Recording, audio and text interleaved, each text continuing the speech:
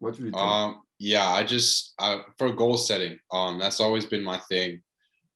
Even when I was younger on NIAC, when we would do goal setting, I would set like these crazy goals. Like if people don't laugh at your goal, then your goal's not high enough. Because I remember like coach would take us in a room before like a big meet and tell us, "Oh, tell us your goals. Like stand up, give your goals." And I would say a goal, and like people around the room would be like what? Like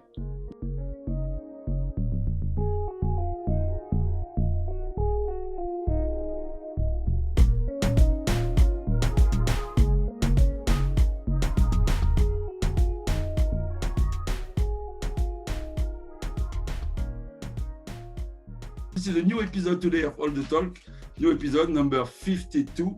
Today I have the pleasure to receive one of the rising star in Canada coming up. I have the pleasure to receive Joshua Liendo. How are you, Joshua? Welcome in the show. Yeah, doing good. Thank you. Thank you for having me on the show. Thanks. I'm so happy. It's an exceptional week. We are on Sunday today, 27, a couple of days off trials where you achieve your qualification for your first Olympic. Yeah. How do you feel after a few days after this happened now? Yeah, no, like I guess I'm still taking it in. You know, it's like put a lot of hard work in, and you know, I hit all my goals and even past that.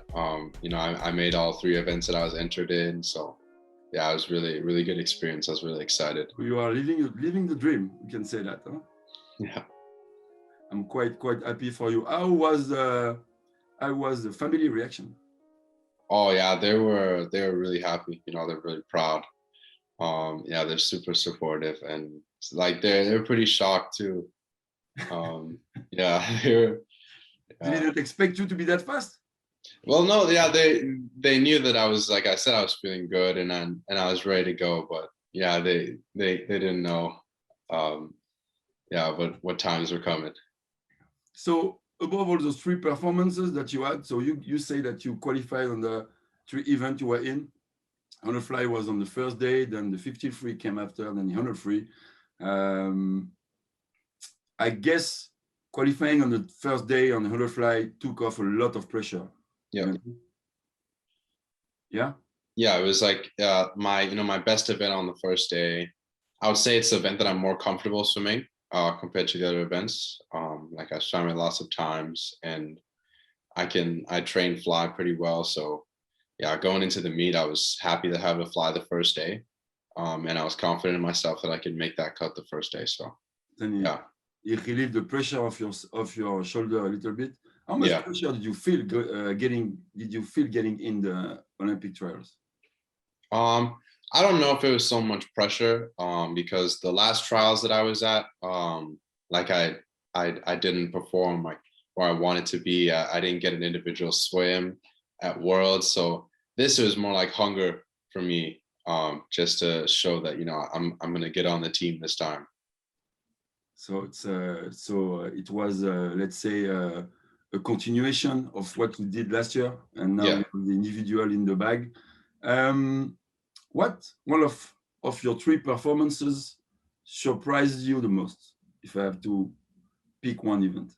I'll definitely say it was 100 free the last day. Yeah, I was really happy with the way I swam it. Like I went out fast, but I still was able to come back well. That's how I wish I swam the 100 fly. But yeah, I'll definitely say that was the most surprising one. So we talked a little bit about it off before we start the show.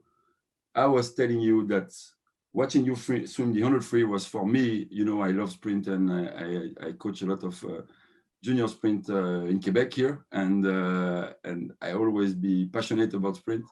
And watching you swim the 100 free for me was a relief, because for the first time I was able to see you get out on the front end speed like you should have, you know. Yeah. And watching you 100 fly on the first day was the old Joshua. Yeah. Still feel that you holding back a little bit. So let's come back on the 100 free. You split 22.88 if my souvenir are exact, and you swam 48.1. Yeah. 48.13, which is one of the top performers in the world right now. Did you see the rank of that time? In the world? Yeah. I think I was top 15. So it's looking good to say that a semi-final at the Olympics should be that's the definitely minimum the goal goal for you. Yes. So you think you have still a lot of room on that event? Pardon? Do you still have lots of room? Like for 4 weeks to go, do you see yourself? And I'm pretty, it's a stupid question because I'm sure you're going to say yes. Do you see yourself going 47 next step? Yeah, for sure. My coaches, like, we watched the video after, and there's definitely some stuff that I can fix, which is it. Like, it's always good when there's something to improve. Like little things, I still have a lot that I can improve. So it's good to see where I can improve, and yeah, it's exciting. What's the biggest point you think you should improve on that race from that for you? Just that coaches were looking. I came off really strong off that third 25. After that turn, I came off really strong. I was big, I was swimming well, and just kind of close to the wall, I started trying to like up my stroke rate, got a little small close to the wall. Just like stay big and stay strong and like keep that speed going into the wall. Yeah, that's the other stuff. It's a new speed and you try to add up a little gear, but sometimes if you change your stroke rate, you lose some of your efficiency. So I see, I got you on this one. Is that exact? If I was telling you, you are going to the Olympics and you're going to swim against all those great swimmers like Dressel, like those Russian guy who went 47, the Olympic champion in Australia as well. I mean, there is a lot of good, amazing competitor. But if I was telling you that I think that you are the one who have probably the margin of progression, the biggest one. Yeah. I would say Dressel can improve, but I think that you could improve way more than Dressel going to the Olympics. Yeah. So does he add more pressure on you, or more excitation, or more fun, or just like you can't wait to be there? Yeah, like I just can't wait, to get like racing some really fast guys. I just love the race. I love the competitive side of it. Like I have a competitive mindset. So I've raced, I've been beside a couple of those guys before. It's nothing like too new to me. Like I've raced Dressel at the Mel Zajac meet. I've raced Andrei Minikov a couple of times, a Russian. But yeah, I'm just excited for the experience to race some fast people. Man, like I'm sure you're not the only one waiting for that, like to watch you in action at in Tokyo. So, what's that first qualification means to you? For the 100 fly? No, like the overall qualification. The overall qualification at the Olympic. What does it mean to you, like personally? Like was it just is it just a step? Was it just a step in your career? When did you realize that it was going to be accessible? And now that you are there, what does it mean to you? Yeah, like I knew from my training that I could have a good trials, and I was just excited to get up and race. And like when I hit those times, after the meet, like reflecting, I hit all the times that I wanted. It's just a good, like I was right where I want to be, maybe even better. And just for the future, and like knowing that I can still improve so much, and I'm still young, it's pretty exciting for like the future of my career. Man, it's I cannot imagine how you feel right now, because I never been there. I never been there like you. I wasn't that fast when I was younger, but man, like going into Olympic with so much hope and freedom, because you have, to me, there is no pressure. Yeah. I mean, just embrace the day, embrace the race them, whatever happened. And you have in the team, I would say, if there is some struggle a little bit, or if you have some advice to find or ask to, there is some pretty experienced guy in the team. What is the input of Brent Eden in the team? Because Brent Eden made 4 Olympics, if I'm right. He's going to be his 4th. He came back from Olympic in 2012. I'm pretty amazed about what he did. So it was important for me to start to talk about other swimmers, but start with Brent. And what does that mean to have that guy in your team now? Yeah, no, it's great having Brent. He's a really good dude. You know, he said he's going to take me under his wing, and, you know, just basically his mistakes, and all the mistakes that he made, he's going to make sure like I don't make them. So it's great to have someone with that experience. You know, I could definitely learn a lot from someone like Brett. What did you learn? What did you learn? One advice you took from him so far? See, one advice. I would say it's my freestyle. So he came down from Vancouver in a test event, and I was just asking him about like his stroke and like the 50 free and how he swims it. And he was just giving me a little bit of advice on like holding my stroke and not rushing. Yeah, and for the relay that got us qualified, that got the team qualified to race in Tokyo. We all swam that. He just like went out and told us, you know it's gonna hurt on the back end, just go out. And yeah, we got the relay qualified. So he definitely knows a lot about swimming and how to race. Yeah, it's really good. It's really good, I think, for the team to have, in general, not just for the boys, for the overall team, to have, I would say, a veteran, like a senior guy like Brent. And I don't think he's done. Huh? I think he's gonna keep on. He's gonna keep on going because he still have some really, really good in him. Like I think his coach. I was in the conference last week listening to Tom.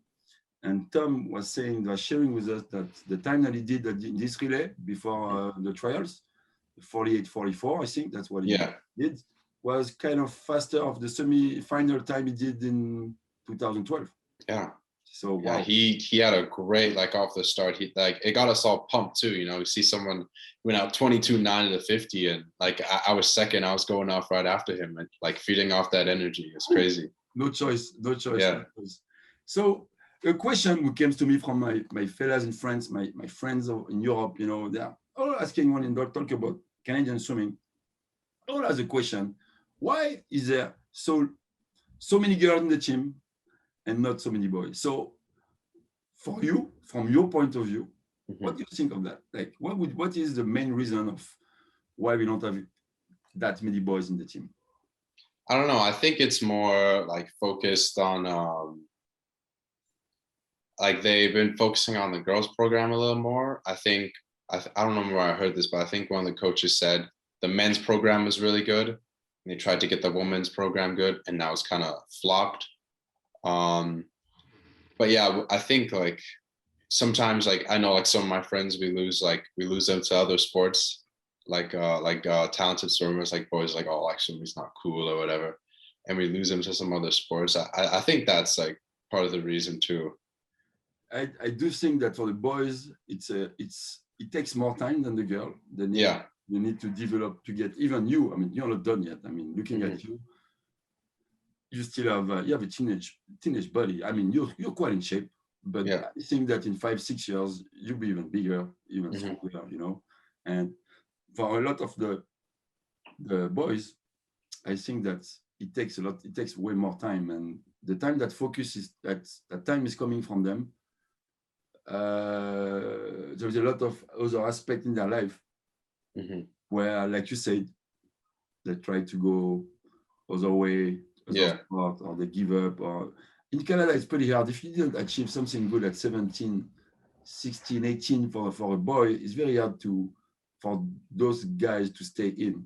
Yeah, money is very expensive to go through as well, and there is a lot of different factors. I would say I heard like exchanging with some different coaches. That some say that we coach.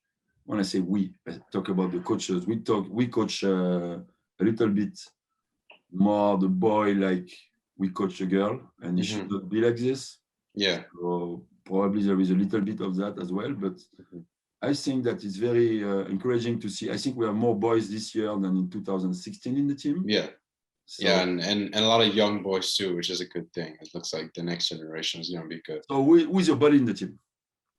So, you got Cole Pratt, Gabe Mastro Mateo, Finley Knox, all those guys coming up and like they're doing well. So it's fun to see like all the boys together, the younger boys getting and pushing on to the senior team. It's going to create something bigger for the other boys who want to get in as well. So I read somewhere that your mom, when you were younger, wanted you to be a gymnast or forces you to go on that side. Your dad was a baseball fan. Yeah. If I'm right. Yeah. And you kind of was I would say a football player. I like football. Football is my favorite sport.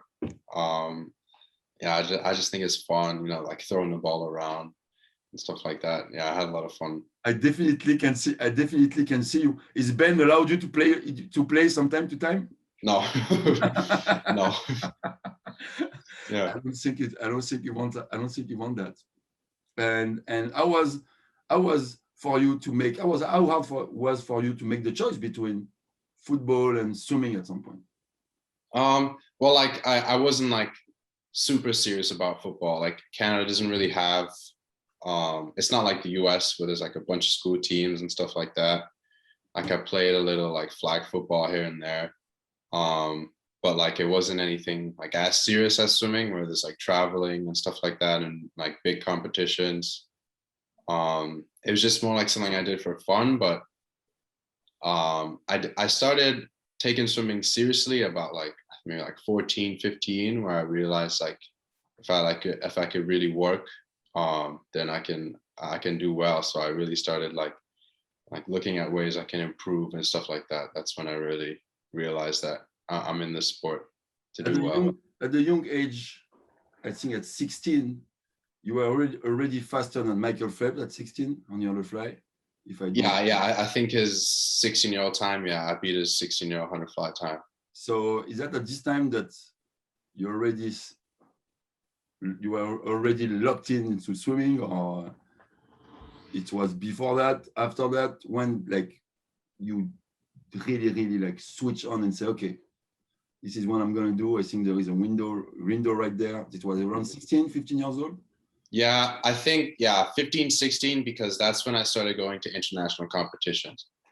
And I could like measure myself against other athletes, in the world, like other young athletes around the world who are really good. So at that point, like going to international competitions, I like realized like, these guys are all really good. And like, I'm racing against them. So I feel like I can do well too. So before that Olympic qualification, you were at World last year. How do you think that experience, not last year, 2 years ago, sorry. Yeah. Last year was a fucking bad year with nothing into it. 2 years ago, how that experience at the international level, at the senior level, is going to help you out to go to the Olympics? What did you learn going in that senior event? Yeah, I learned a lot of stuff, like, how to be prepared, like what you got, like it was a village setting. So, when to go eat, when to get the bus, when you get there, like get your stuff set up and how you get to the ready room and a lot of stuff like that. It's like, it's not like the lower level meets. I mean, like for the younger guys, like juniors and stuff like that, it's like a different atmosphere and there's a lot of people there. So I learned a lot. I was on a relay there, so like racing like the best in the world. Had to get used to that. So that was a really good experience. I'm glad I went. Did you take the time to look at some behavior comportment, the way that your opponents were behaving before the race, in between, when they were warming down? Did you look at some particular people to try to understand who they were? Or? Yeah, well, I know I was like glued to Yuri at the beginning. Like I was like, oh, like Yuri, what are you doing? Like when are you going up? Like when you doing this? When you doing that? Like I was like an annoying little kid, 16-year-old guy, asking Yuri, like, Yuri, what's up? Like where are we going and stuff like that. It's pretty funny. But yeah, just having somebody there that just like who's been through it before, who like knows what's going on. I think Adam Peaty was. So like we had the Team Canada group and we had our section, and then beside us was Adam Peaty, and he like does this like all his warm up and stuff like really quickly, and like everything's like perfect and on time. And all like the top guys, like I remember Caleb Dressel at Worlds didn't even come back. I think he had a relay after, he had a swim and then a relay after. He just went straight into the dive tank and did his warm down right there, and then went to the ready room. So they prioritize like their recovery and make sure they're ready to race for warm-ups. It was very impressive and a good little gift for you to take on and make it better on yourself. If Yeah. you want to improve a little bit, if you want to improve some stuff in your preparation, your personal preparation, what would it be? I'm sure I'm going to bring another question on that. I want you to share, if you don't mind, what kind of, because a lot of young swimmers looking up to you now, you know, you are the rising star, even if you're just 18 years old, 18, right? Yeah, 18, yeah. 18, yeah. So a lot of younger looking at you. I know you work with Johnny as well at the center. Johnny is a top guy in the preparation, the pre-race preparation. And I took a lot of his stuff in my program. I learned a lot from him, watching him and exchanging a little bit from what he's doing. What is your basic pre-race preparation? Could you share that with us? Yeah, so it's just like getting the body warm, making sure you're loose. Johnny like emphasizes on like keeping the muscles warm, especially like when you get out of the warm down pool. Just make sure you get warm right away, so like you don't lose that warmth. The muscles don't lose that kind of balance that they have, so you're ready. But yeah, just stuff like that. Activations, like as you go through it, you know what you need to be ready. Like you just like try new stuff. You know it needs to be activated for you to swim well. But yeah, I know from Johnny, one of his big things is like staying warm after your race, and you know not getting cold, and because like the muscles work well when they're warm. How long is your preparation before a race? How long does it last? I would say it's about 30 minutes. Like this is not including the warm up. For warm up, I never have like a set time on like what I do. Like I give myself enough time, but I just go in, do some technique stuff, and then make sure my technique's feeling good. Then do some speed work, like fast 15s, all out 15s, like a dive or two, and then I'm ready to go. Could you see today the difference about what you do today and what you were used to do 3-4 years ago? Oh yeah, 100%. Like I didn't really like put that much emphasis on what I did, especially like the land part before I get in the water to activate the muscles, because that's really important to get the muscles activated before you get in, so that your stroke feels good and everything right away. Like back then I would just do like a couple arm swings or something, like skip and then just dive in and swim. But now I have like a whole routine, like activating all the right muscles and then getting ready to go. For lots of swimmers, that activation part, and this is an old school mentality, I think, and we still have swimmers. We have to make swimmers and coaches to evolve on that. But a lot of swimmers used to think that activation part was going to hurt them a little bit more than, you know, they thought that it was going to be negative on their body. They're going to create fatigue. Form. But instead, if you study it, you know that you got to bring your temperature to a right level to be able to race pretty hard, you know. So I think it's very, very good for you to share that, and lots of young kids are gonna take off some of your tips. So we talk a little bit about you swimming at 16 years old, 15 years old age in Ontario, and you were coached by Murray Grudge. Who passed away not such a long time ago. So RIP to him. You know, I knew Murray very, very well. We were exchanging a lot about music. He was excited a lot about coaching you as well.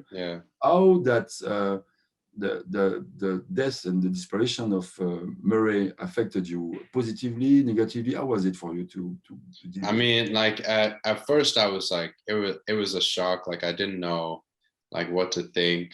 Like I just saw him like on the deck one day, and then like the other day it was like I didn't know what happened. I had to keep going, keep training. But I just always remember like he would probably like slap me in the back of the head. It's like, you know, keep training, like keep going, like what are you doing?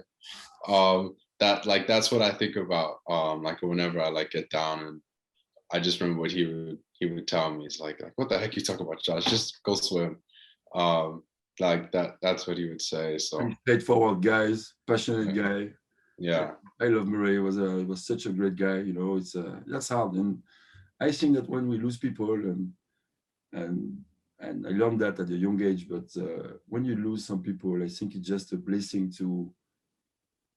It's teaching you how to embrace more Yeah. what you have and what you do, because everything could stop anytime. We don't wish that to us, but when you see people disappear like this, one day I was texting Kevin, and the other day, and he's out. Like, fuck, like, this is insane, and the pain that you go through, just I think to me it just means that we have to embrace life even more, and that's what Murray will 100%. Yeah. pay you for sure. What about his assistant coaches? Because I know as well that he affect you positively as well on your development. You want to say a few words about him?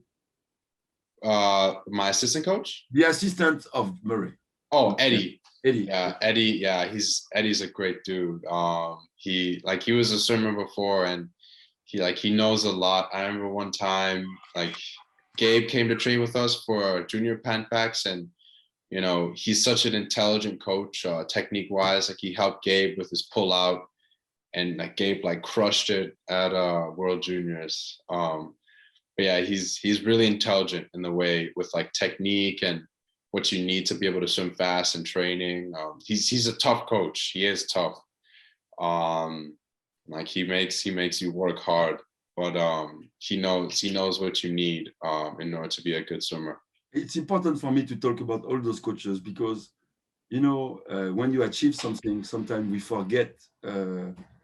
Not we, the swimmer don't, I think, but some coaches can forget the value of the work was being done before. I mean, when Ben got you, and I don't think Ben forget that. I think he's he's able to see the work and the positive work was done on you, and he used that as his advantage for sure. Yeah. In his work, but it's important to mention those guys, because in your development they were key as well. And 100%. I could tell that you guys have had a connection with Murray or Eddie. I think that those two guys were key in your key in your development. When you decide to go into the center, this transition went pretty smooth, because like Nyack used to train in the same group, well, so you could see them every day. So what was the first big difference getting in? Just the big swimming under Ben Titley. It's just like the mentality. It's a high performance mentality. It's not club swimming anymore. Everyone's like trying to be their best every single day, and I had to get used to that. Like, I was still a little kid. Like, I was still goofing around. But yeah, I had to get used to being a little more serious about it, and understanding the end goal. So that was something I learned from this group. So who was the person, the athlete in the group who inspired you the most? I'll definitely say Yuri Kissel. Yeah. I did come in the group before, a little early. I was training part-time, so I was still training with Nyack, but I would like have some days with Nyack and some days with HBC, and it was just the girls then, and like they would like beat me in like pulling kicks. So I had to step my game up from that, just to realize that next level of training, the high performance training. But I would say when Yuri came in, just his work ethic, the way he always works, and he only does freestyle, but like he always does it. He always does the hard sets and free, and he's like always working. So yeah, I learned a lot from him. So you are telling me the girl are not kicking your butt anymore in practice? No. Okay. No. Yeah, it's changed. So let's talk about that. Yeah. Which one of the girl kicked your butt the most? Yeah, so I would say at the beginning it was probably Kyla. Like, she was really good at pole, but also really good at kick. She was like equipment stuff I wasn't too good at. Like, I was good at straight up swimming, but we have like a set of like pole and stuff like that. I was like, damn, my Kyle's beating me. Like, I had to step my game up. But yeah, it was crazy just to see how much they work. Like, they can really put in work. So in your group, there is another youngster coming up. And what she's doing right now is pretty amazing. Yeah. But you are on a very amazing level, but she is another level again. Yeah. She's 4 years younger than you. Sorry.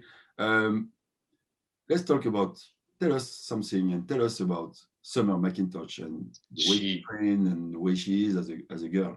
Yeah, she's a really nice girl. Like you wouldn't know that she's like this super fast girl from just talking to her. But man, she can put in work. Like it's crazy.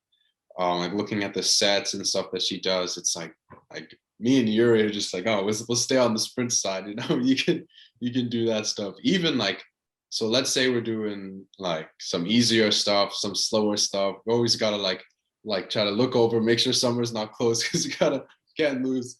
But yeah, she just works constantly and just like she can just keep going and going and going. But yeah, she puts in a lot of work day in, day out. It's crazy. You know, I don't know her at all. I observe a lot. What I feel is a lot of determination. Yes, 100%. Wow. Yeah. Wasn't amazed by her stroke. Like I was a little bit by Taylor Rock when she's arrived and Penny. I feel her determination strong as F, man. Like wow. Yeah. Her face after each time that she touched the wall and she watched her time, she's so expressive. Yeah. Almost feel like she wants to kill someone like she's very expressive. Yeah. Like she wants it. Do you think she was a bit surprised about her ascension as well? I don't know. I don't think so. Like she's put in so much work. Like she goes like these crazy times, like in practice. So I think she knew what she was capable of going into that meet just because of all the work that she put in. So let's stay into practice. And for the swimmer who are listening, and I like to ask that question. And I know you are very humble, you're a very respectful guy, so you don't want to talk too much about what you did or what you do. But if there is, I would say, 2 sets that you have done in the last year where you are pretty like, wow, if I can do that, 47 or 21 middle or 21 low might be approachable. Do you have any set results share with us where you fucking like a dog, man? Yeah, I'm bad at remembering sets, but there was this one set we had, and like it was a hard set, and it was me and Yuri, and we were doing like some back end 50s, like practicing for 100. We always have that, and it's really difficult because short course, we're trying to go like 23s, right? And yeah, so it's difficult this set, and I think at the end of each round we'd have to do, I think it was like a max one, or like just like what you want to go out at the start of the 100, just kind of like pretty much max by the time that you're going through the set. And so me and you were racing, and then my freestyle was feeling good this day, and I hit 22.4 for a 50 short course. And like even like my coach Ryan was like that's a good time right there. And like he thought I was gonna go 21 at like one of the test meets that we had. Like he thought I was gonna do 21 back then because of what I did in practice. But yeah, I would definitely say like one of those sets, like at the end of the set, just going all out, and like I just hit everything perfectly. Like my turn, my stroke was good, and then yeah, like one of those. Like if I can swim like that, then I'll do good. It meant something. All about the physical preparation. Yeah, it changed a lot because I know the input of Johnny. So what did you? Where is that the window where you improved the most recently? Like getting in the work with Johnny in the center. Let's see. What the window? What do you mean? Like what? I mean the window where you feel like you improved the most. I mean, like getting in the window of preparation of let's say about your core work, your mobility, your strength. In what kind of aspect you think you improved the most outside of the water? I'll definitely say strength. Strength? Yeah, like I would say like where Summer's determination is in the water, that's kind of like my drive in like the weight room just to get stronger, and translate that into the pool. but yeah, I have a different drive. I wish I had more of that drive in swimming. I don't know why, but it's just like I can like lock in and really like focus and like try like get better in the weight room, and that's something that I improved on a lot. So a classic weight room question that all the weight rat are asking: how much you bench? I can bench 235. How many times? Three. 3 times? Yeah. Good. Oh no, two. It's 2 times. Yeah. 2 rep max is 235. Wow. Not bad. I don't know. Do you know the result of other 18 years old in the world? Do you have any number to compare? No, I don't know. I just like if I compare myself to Brent Hayden, he can do that easily. So that's he can do like 5 reps at 225, like slow. I was like, Jesus, it's crazy. Yeah, but at your age, you wasn't doing what you do. That's for sure. I don't think so. Yeah. That's for sure. So yes, you must have a lot of room. So I want to get into another subject with you as a Trinidad guy, as a black man living in the country. You know, there is not so many of us on the deck. You know, we sometimes we forget that we are black because we just living it. It's normal. Yeah. You know? And sometimes there is little reminder here and there. Have you been through some couple of examples in your life where you realize that some people were treating you differently because of your color? I feel like, I don't know. I never really felt like obviously people like acknowledge they are different here and there, but nothing like no discrimination did I feel. Because I mean, it's like part of the reason I think is because at NIAC, like we had a relay of all black boys. I know, like, I remember. Yeah, so it was like crazy because there was like a bunch of us. So I think that was a huge reason. I just had like I was lucky. I had like these guys around me that that were just like me, and like we had so much fun. And I think that's a big reason that I didn't really notice. Even if there was, I didn't really notice it because I was with my boys. So it never occurred to you. And outside of the swimming world? Outside the swimming world, yeah, like you definitely come across it, right? There's definitely like people treat you different, and you notice like they won't say anything, but like there's some bad intent behind it sometimes. I'm sure you've been through similar situations, but like I've been through a couple of situations. I've been raised in Paris.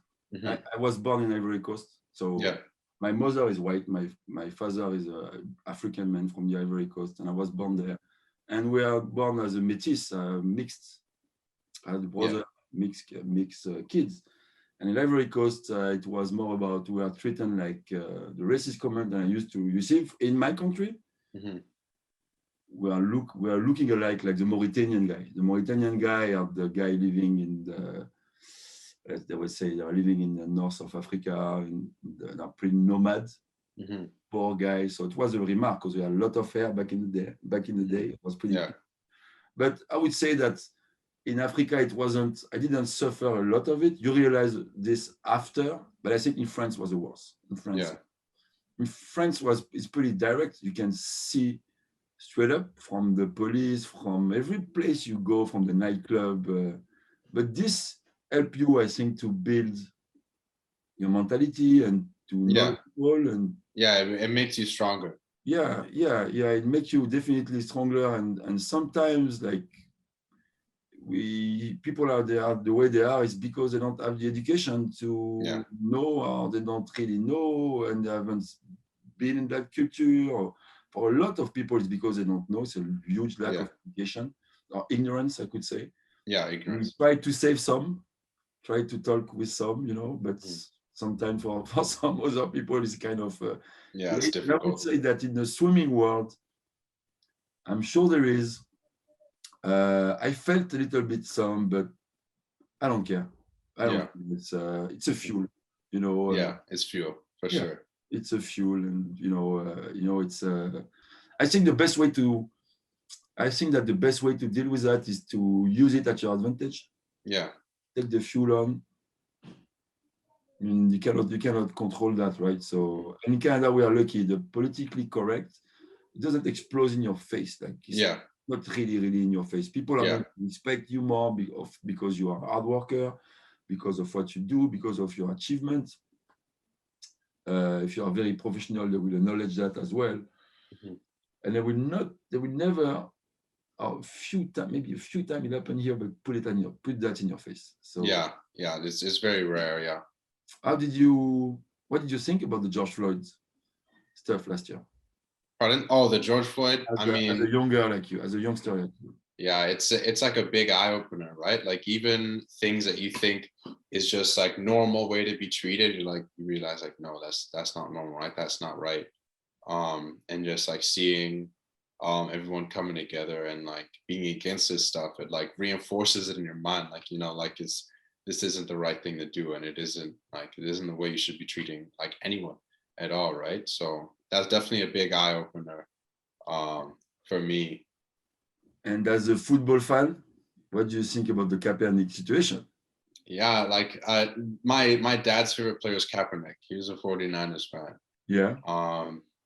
But yeah, it just kind of sucks that like one person, his career. I mean, he's making a lot of money from Nike now, but I mean, it's not from Nike now. But yeah, it sucks that like his career was just for something that people eventually, years down the road ended up like opening their eyes to. Like his career kind of got ruined for the same thing that everyone's fighting for now. This is crazy, and I don't understand why now he's not able to find the team. He will never play again. I think that's that guy, and he was so close to win the Super Bowl. He was good. What a player! Even his last tryout. Yeah, it looked good. Yeah, amazing. A bit provocative with his shirt and stuff. But he had to do some. And if I want to talk about, so we're gonna get out of this and talk a little bit about your culture as a Trinidad guy, because you are from there. You are born in Canada. You left Canada after you were born. You stayed for a while in Trinidad. Came back at 10 years old. So how that culture, because I know that me from the Ivory Coast, I live here in Canada now since 2002, and I try to feed my kids the same way sometimes. Listen to the music we listen, dance, talk like we do. Try to get to know their culture a little bit. I want them to have that in their bag, because that's a part of them, and it's a part of me. So what do you carry as a Trinidad origin guy in your day-to-day habits to make proud make proud your fellow there? Yeah, so in Trinidad, like people in Trinidad are just fun. Like they're always having fun. It's like that's something that I definitely carry in. Like I have fun in everything that I do, always laughing, always smiling. That's one thing I remember about Trinidad. It's just like the vibe there. It's so like light. Like no one, like you can't be sad or anything. Like just always happy, having fun, and that's something that I remember from Trinidad that I take into here all the time. And do you still eat your food? 100%. My mom cooks. My mom's really good at cooking. So yeah, it's that's part of the reason I'm doing so well. It's because of that cooking. You're gonna find some quite international food in the village. Pretty much food from all around the world. So I'm not really worried for that on that aspect. Last week, so we spent the week at Trials in Toronto. I did have food every day at Nice's. I was eating Jamaican food. Nice. This is my favorite restaurant, Jamaican restaurant in Toronto. I love that place. There's some jerk chicken. Oh, I had jerk chicken sandwich every day. I had the gumbo piece soup almost every day. I brought like crazy cocoa bread back here for my kids to taste and exchange. You give some to some coaches. Man, like I think that part is very, very important, and that make me feel happy and make me feel good as well. The food part. Yeah. So to end this, I'd like to know if you have today, with your experience, if you would have to give an advice to a swimmer looking up to you and would like to try to achieve something big in the future, what will you tell? Yeah, for goal setting, that's always been my thing. Even when I was younger on NIAC, when we would do goal setting, I would set like these crazy goals. Like if people don't laugh at your goal, then your goal's not high enough. Because I remember like coach would take us in a room before like a big meet and tell us, oh, tell us your goals, like stand up, give your goals. And I would say a goal and like people around the room would be like what? Like he's saying like, oh, he's gonna go. I remember this exactly. Like I was 16. My time in the 100 fly was 53 or something. And I was like, okay, I want to go 52. I want to go like 52.2, I think I said. And everyone's looking at the room like, what? Like, and they were like laughing and everything. And then I did it, right? I went 52.1. So yeah, just set your goals really high. And if people aren't looking at you crazy, then your goals aren't set high enough. And from me setting those goals, I just became like people just expected it from me. So people weren't laughing anymore. If I set a goal, they'd be like, if anyone can do it, it's this guy. So yeah. You are bringing me to the next question. What are your goals for the Olympic? I'm setting my goals high. Dreams goal. Allez, let's go. I won a final in that 100 fly. Obviously the goal is a medal in that 100 fly. We've been looking at my swims and the 100 fly is where I can improve the most. So yeah, I'm looking at obviously the goal is to go for a medal. You will have to go 50 low. Yes, I know that. Yeah. To be in that mixed. Yeah. What about the 100 free? So the 100 free? Yeah. I'm looking at that world junior record, 47.5. Get under that, obviously make a final, and I'm just gonna go as far as I can. Is this Kai Chalmers having this record?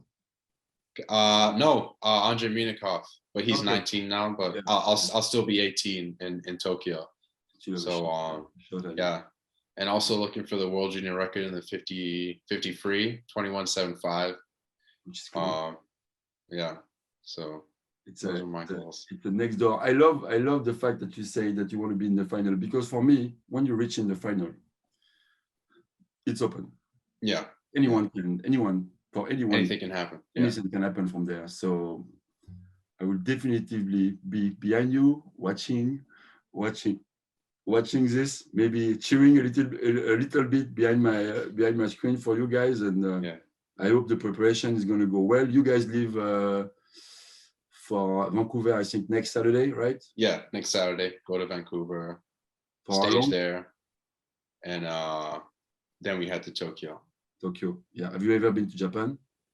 Yeah, I've been to Japan for staging for South Korea. Okay. But yeah, I've never been to like Tokyo in the city, so it's gonna be exciting. It's beautiful. It's a beautiful city. Because of the COVID, it might be different situation and stuff. Yeah.